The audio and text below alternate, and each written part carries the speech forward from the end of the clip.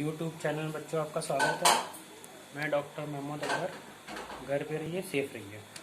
आज हम लोग मर्केंटाइल लॉ, जिसको बिजनेस लॉ भी बोलते हैं, उसमें उसके फंडामेंटल के बारे में आपको पढ़ाने जा रहे हैं। ठीक है, उसकी डेफिनेशन।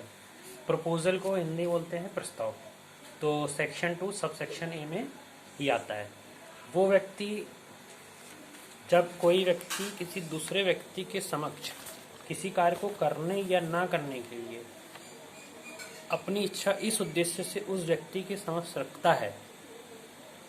ठीक है, मतलब कहने मतलब है कि जब कोई व्यक्ति किसी के सामने कोई भी अपना प्रस्ताव रखता है तो वो क्या कहलाता है? प्रपोजल कहलाता है। जैसे मोहन एक स्कूटर 5,000 रुपये में सोहन को बेचने की इच्छा उसके समक्ष स्वीकृति प्राप्त करने के लिए व्यक्त करता है, तो कहा जाएगा कि मोहन ने प्रस्ताव रखा।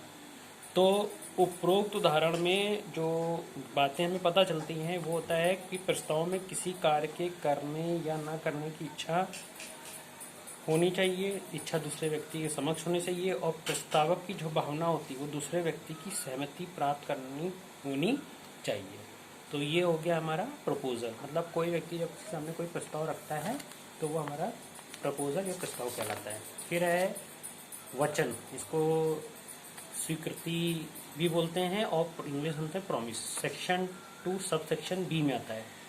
जब वह व्यक्ति जिसके समक्ष प्रस्ताव रखा जाता है और उस पर अपनी सहमति प्रकट कर दे या दे दे तो वो प्रस्ताव कहा जाएगा। मतलब प्रस्ताव जब स्वीकृत हो जाता है तो वचन कहलाता है। उपरोक्त उदाहरण में जब हमने पिछले बात करी थी मोहन सोहन की, तो यदि सोहन स्कूटर को खरीदने की स्वीकृति प्रदान करता है तब मोहन का स्कूटर बेचने का प्रस्ताव स्वीकृत माना जाएगा, और तब ये स्वीकृत प्रस्ताव मोहन का वैधानिक वचन होगा, अर्थात मोहन स्कूटर बेचने के लिए वैधानिक रूप से बाध्य होगा। यानी कहने का मतलब यह है कि जो बंदा प्रस्ताव रखता है वो आपका, जो व्यक्ति प्रस्ताव मतलब जो किसी सामने कुछ भी प्रस्ताव रखेगा वो प्रपोजल कहलाएगा, और जो अपनी उसमें सहमति देगा वो एक्सेप्टेंस कहलाएगा। अब आता है वचनदाता, वचन कहता है। इसको प्रॉमिसर और प्रॉमिसी बोलते हैं।